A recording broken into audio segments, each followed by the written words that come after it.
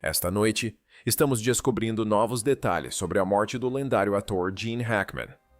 O ator vencedor do Oscar, Gene Hackman, e sua esposa, cujos corpos foram encontrados em sua casa em Santa Fé, no endereço 1425 Old Sunset Trail, foram encontrados sem vida. Gene Hackman, de 95 anos, sua esposa Betsy Arakawa, de 65 anos, e um cachorro também foram encontrados mortos. 40 metros abaixo da biblioteca particular de Gene Hackman, a lanterna de um agente do FBI iluminou algo que o fez parar de respirar. Uma porta de ferro sem maçaneta, sem dobradiças do lado de fora. Apenas rebites, ferrugem e marcas de solda percorrendo todas as juntas, selada por dentro. Alguém trancou essa porta por dentro e nunca mais voltou. O que o FBI encontrou na escuridão atrás dela nunca deveria ter sido descoberto.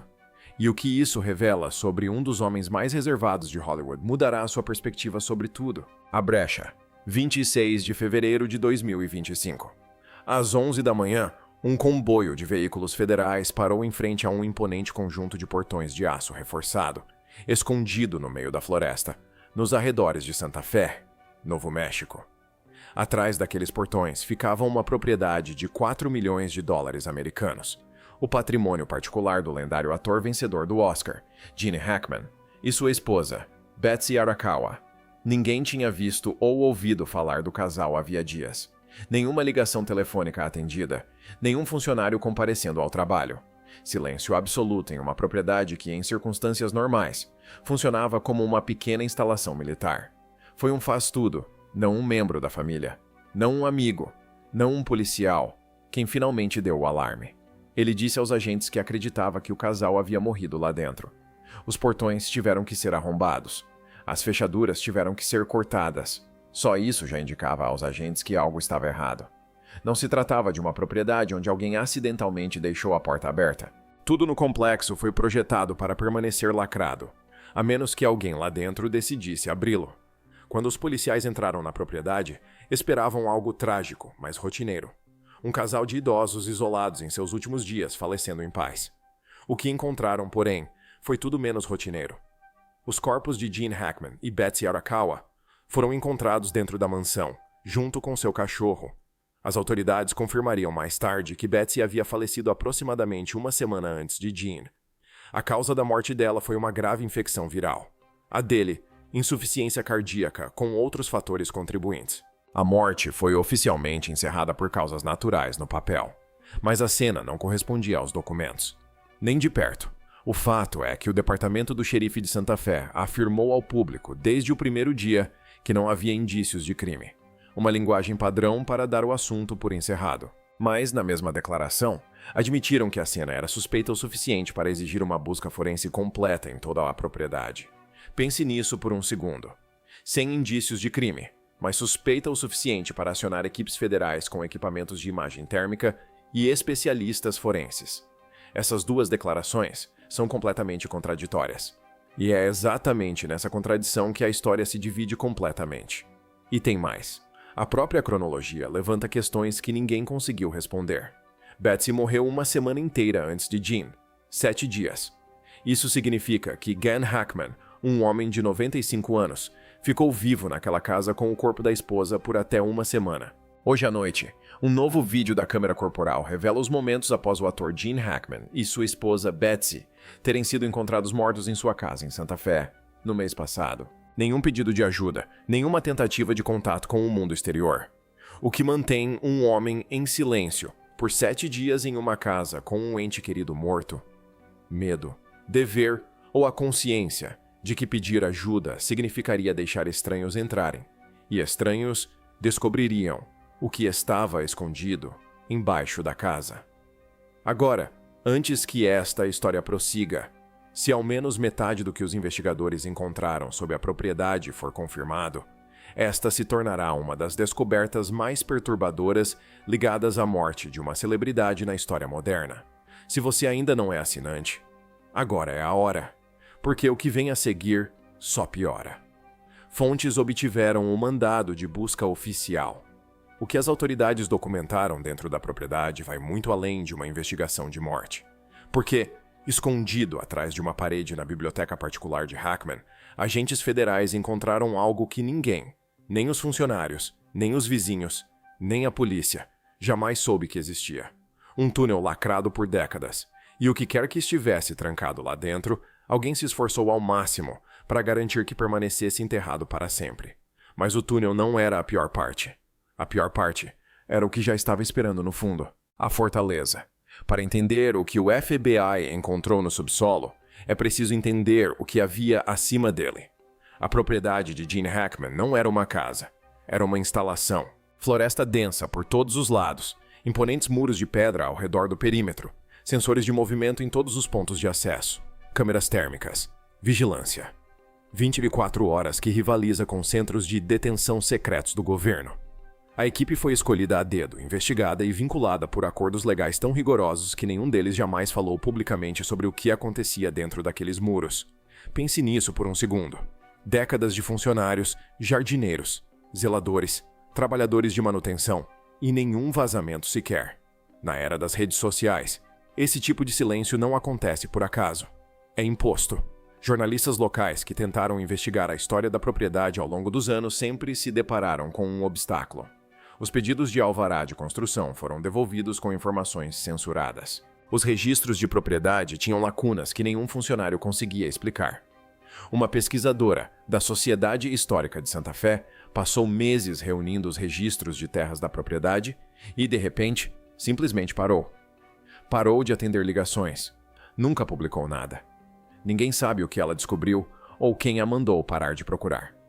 Mas o fato é que, ao passar pelos portões, o interior era impressionante. Corredores repletos de obras-primas originais, móveis que datam de séculos atrás, peças que pertenceram à realeza europeia, lustres que, segundo rumores, adornavam os salões de antigos palácios, jardins repletos de espécimes botânicos tão raros que existem em menos de uma dúzia de lugares na Terra. Especulou-se que eles foram mortos por envenenamento por monóxido de carbono. A doutora Helena Vasquez, historiadora da arquitetura da Universidade do Novo México, que posteriormente atuou como consultora na avaliação da propriedade, foi direta. Já documentei propriedades em todo o Sudoeste. Esta foi projetada como um museu construído dentro de um complexo militar. A beleza era real, mas as contramedidas também. Essa combinação só acontece quando alguém está protegendo algo específico. Ela estava certa. Por baixo de toda aquela beleza, algo mais estava à espreita há muito tempo. Imagens da câmera corporal divulgadas após uma rara decisão pública de um juiz mostram os policiais entrando na mansão. O silêncio é imediato e pesado. Mas o que incomodou os agentes não foi o silêncio.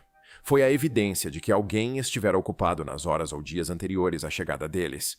Móveis arrastados pelo piso de madeira. Livros retirados das prateleiras e recolocados de forma errada. Gavetas com um pote dentro. Um cofre no quarto aberto e vazio. Alguém havia revirado a casa, procurando algo ou escondendo algo. E então os agentes entraram na biblioteca e tudo mudou. A descida. Atrás de uma seção da parede da biblioteca particular de Hackman, escondida com tanta precisão que seria possível ficar naquele cômodo 1000 vezes, sem perceber, os agentes encontraram um mecanismo oculto, não uma estante com dobradiças, nem uma trava atrás de um quadro. Era um ponto de entrada projetado que exigia uma sequência de ativação específica. Quem o construiu queria que fosse invisível para qualquer um que não soubesse de sua existência. Atrás dele, uma passagem estreita. Degraus de pedra que desciam para a escuridão total. Nenhuma fonte de luz, nenhuma ventilação perceptível. Apenas uma garganta de pedra carbonizada mergulhando diretamente na terra. Os agentes desceram. A temperatura caiu a cada passo. O ar ficou denso, úmido, metálico, com gosto de ferrugem. A condensação grudava nas paredes. Suas lanternas varriam as superfícies de pedra. E foi então que a primeira onda de inquietação os atingiu. As paredes estavam cobertas de marcas deliberadas, não grafite, não decoração. Inscrições precisas, esculpidas com ferramentas e intenção. Algumas assemelham-se a anotações alquímicas. Outras parecem projetos técnicos para dispositivos e mecanismos que não deveriam ter existido na época em que este túnel foi construído. Uma seção da parede apresentava o que parecia ser um esquema de uma máquina sem equivalente moderno. Engrenagens, câmaras e condutos dispostos em configurações que um técnico forense descreveu posteriormente como engenharia vinda do nada. E o mais surpreendente, A própria construção contava uma história. Perto da entrada da biblioteca, o trabalho em pedra datava de meados do século XX. Cortes precisos, material industrial, reforço de concreto armado. Mas quanto mais fundo os operários penetravam, mais rústicas as paredes se tornavam. Juntas esculpidas à mão, reforço rudimentar, marcas de ferramentas consistentes com trabalho de picareta e cinzel, não de ferramentas elétricas. Marcus Devlin, um engenheiro estrutural que analisou fotografias vazadas do interior da passagem, estimou que as seções mais profundas poderiam ter mais de 100 anos, possivelmente muito mais. Isso não foi construído pelo proprietário, disse Devlin. A seção superior foi reformada, modernizada e reforçada, mas o núcleo deste túnel já estava daqui. Hackman se mudou para lá. Ele o herdou. Então, eles chegaram à câmara, um vasto espaço subterrâneo congelado no tempo. Caixas de madeira antigas empilhadas contra as paredes, algumas desmoronadas pelo tempo. O conteúdo delas se espalhando pelo chão de pedra. Mistério envolve a morte chocante do ator Gene Hackman e de sua esposa, a lenda, de 95 anos, e sua esposa Betsy. Documentos amarelados, objetos metálicos enferrujados, artefatos que não pertenciam a nenhuma época ou origem identificável. Um agente levantou a tampa de uma caixa empoeirada e encontrou fotografias frágeis, com as bordas onduladas, rostos que ninguém reconhecia, vestidos com roupas de um século atrás. Algumas fotos mostravam o que pareciam ser reuniões clandestinas em salas sem janelas. Outras capturavam locais, edifícios, espaços subterrâneos que não correspondiam a nenhum lugar conhecido em registro. Em uma imagem, um grupo de homens estava em volta de uma mesa coberta de mapas, com expressões tensas. Uma única lâmpada no teto, projetando sombras duras em seus rostos. No verso da fotografia, alguém havia escrito uma data, 1937, e uma única palavra em um idioma não identificado. Pastas encadernadas em couro repousavam ao lado das fotografias, repletas de datas codificadas, nomes ocultados e trechos descrevendo eventos que pareciam ter sido apagados deliberadamente dos registros oficiais. Algumas páginas haviam sido parcialmente queimadas. Alguém tentou destruí-las, mas foi impedido. Outros documentos traziam marcas d'água e emblemas ligados a organizações oficialmente extintas décadas atrás. O volume de material era enorme. Os agentes estimaram que levaria anos para catalogar completamente tudo o que estava armazenado naquela câmara. Mas eis que ninguém estava preparado para aquilo. As fotografias, os documentos, as caixas, tudo aquilo era perturbador. O que aguardava no fundo daquela câmara era algo completamente diferente. A porta que não se abre. No fundo da parede da câmara, além das caixas e das pastas espalhadas, as lanternas dos agentes a encontraram. Uma porta de ferro embutida na pedra, sem maçaneta do lado de fora, sem dobradiças visíveis, apenas o aço corroído.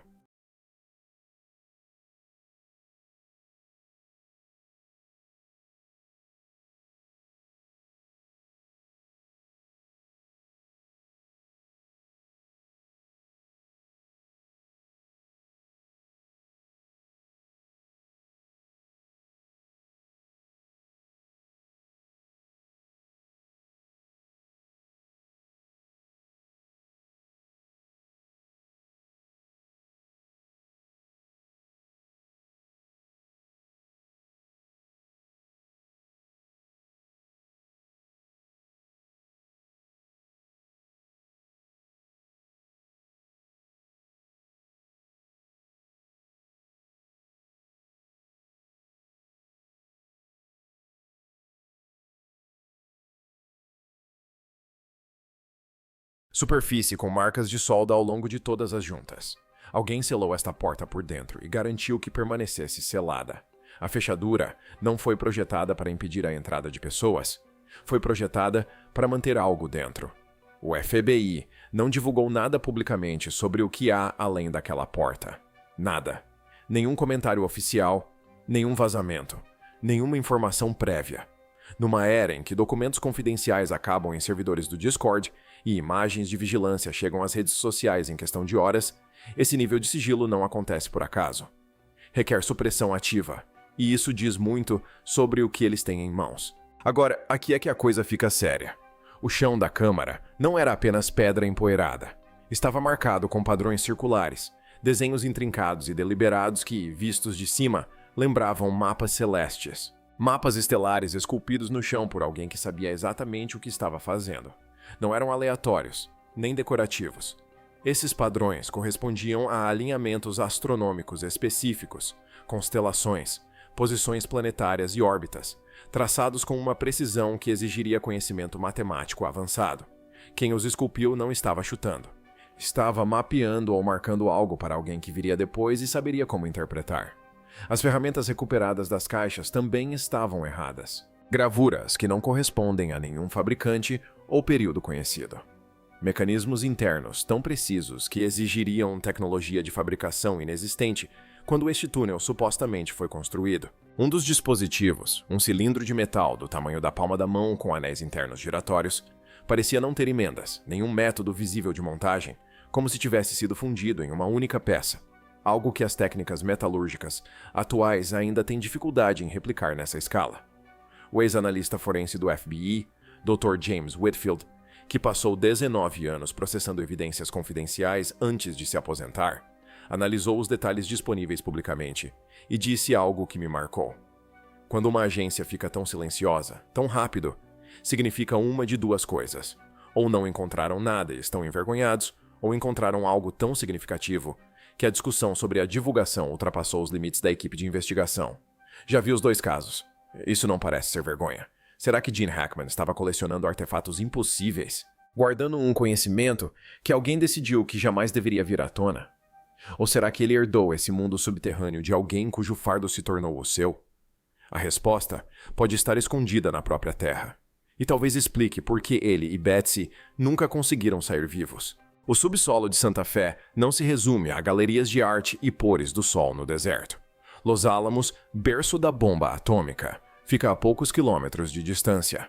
O Projeto Manhattan, os testes nucleares, as pesquisas secretas sobre armas nucleares, tudo isso aconteceu a uma curta distância de carro da casa de Hackman. Por décadas, os moradores locais têm falado sobre sistemas de transporte subterrâneos e bunkers escavados na paisagem. Infraestrutura construída para abrigar as elites do governo caso a civilização entrasse em colapso. Pedidos de acesso à informação confirmaram que extensas construções subterrâneas ocorreram nessa região durante a Guerra Fria. Quão extensas? Ainda é informação confidencial, mas Richard Payne, consultor aposentado do Departamento de Energia, que trabalhou em avaliações de instalações no norte do Novo México durante a década de 1990, ofereceu esta explicação. Existem sistemas sob essas ruínas que foram construídos para durar mais que a superfície. Alguns foram desativados, outros selados e outros simplesmente esquecidos, desconectados de todos os registros oficiais. Mas eis a questão. A porta de ferro no final do túnel de Hackman não era decorativa. O aço era de grau militar. O espaçamento dos rebites correspondia às técnicas de construção de instalações governamentais de alta segurança, construídas na década de 1950. Se fosse uma loja de vinhos ou de raízes, ninguém a construiria como um cofre de banco. Se fosse um ramal esquecido de uma rede governamental maior, isso muda completamente a escala do que estamos enfrentando. Os vizinhos sempre sentiram que algo estava errado. Margaret Calloway, que foi dona da propriedade adjacente por 22 anos, lembra-se dos sons, vibrações de baixa frequência às 2 ou 3 da manhã. Não era encanamento, não era aquecimento. Algo industrial, profundo. Você sentia nas costelas. Ela mencionou isso a Hackman uma vez, casualmente, do outro lado da divisa. Ele lhe lançou um olhar que ela ainda se lembra e disse: "Algumas coisas é melhor deixar abaixo da superfície." Ela deu risada, como se não houvesse amanhã. Ela não ri mais. Outro vizinho, um geólogo aposentado chamado Frank Delqua, que morava 2 propriedades a leste, confirmou as vibrações de forma independente. Ele disse que inicialmente presumiu que se tratava de uma atividade sísmica menor. Cheguei a instalar um sismógrafo portátil em um verão. As leituras não correspondiam a nenhum padrão natural. Eram rítmicas, mecânicas. Algo acontecia lá regularmente, seguindo um cronograma. Ele apresentou uma queixa de ruído ao condado em 2019. Nunca houve qualquer acompanhamento. Outros se lembram de caminhões sem identificação chegando depois do anoitecer e saindo antes do amanhecer. Visitantes misteriosos, rostos ocultos, sem notas fiscais, sem logotipos, sem rastros. Ex-funcionários que deixaram a propriedade simplesmente desapareceram. Telefones desconectados, redes sociais apagadas, como se tivessem sido completamente deletadas. Uma governanta que trabalhou na propriedade no início dos anos 2000 disse a uma amiga, antes de desaparecer, que tinha visto coisas na casa que não deveria ter visto. Ela nunca especificou o que. Sumiu em menos de um mês. E tem mais. Durante as reformas que expuseram a entrada do túnel, os operários encontraram um sistema de comunicação secundário embutido nas paredes da propriedade. Não era uma linha telefônica, nem um cabo de internet. Era um sistema de circuito fechado conectando a casa principal diretamente à câmara subterrânea. Uma fiação antiga, décadas anterior às telecomunicações modernas, mas funcional, com manutenção e em operação. Alguém manteve essa linha ativa por anos, comunicando-se com o que quer que estivesse lá embaixo, no túnel, por um canal que não podia ser monitorado, gravado ou interceptado por ninguém do lado de fora. Em uma casa já equipada com tecnologia de vigilância de ponta, esse sistema estava completamente fora do radar. Uma linha fantasma. Quem estava do outro lado? E o que era tão importante que exigia um canal de comunicação invisível para o resto do mundo? O silêncio. A versão oficial é que Gene Hackman morreu de insuficiência cardíaca aos 95 anos. Plausível no papel, mas a documentação não explica por que um casal com acesso aos melhores cuidados médicos do mundo se isolou completamente em seus últimos dias. Sem ligações médicas, sem contatos de emergência, sem funcionários no local. O sistema de alarme ainda estava ativo, mas as câmeras internas haviam sido desativadas manualmente. 2 pessoas sozinhas em uma fortaleza, morrendo em silêncio, enquanto um cofre subterrâneo lacrado permanecia a 12 metros abaixo delas. A conexão entre o túnel e as mortes continua sendo o elemento mais intrigante deste caso. Será que foram silenciados porque sabiam demais? Alguém usou a passagem para entrar na mansão sem ser detectado?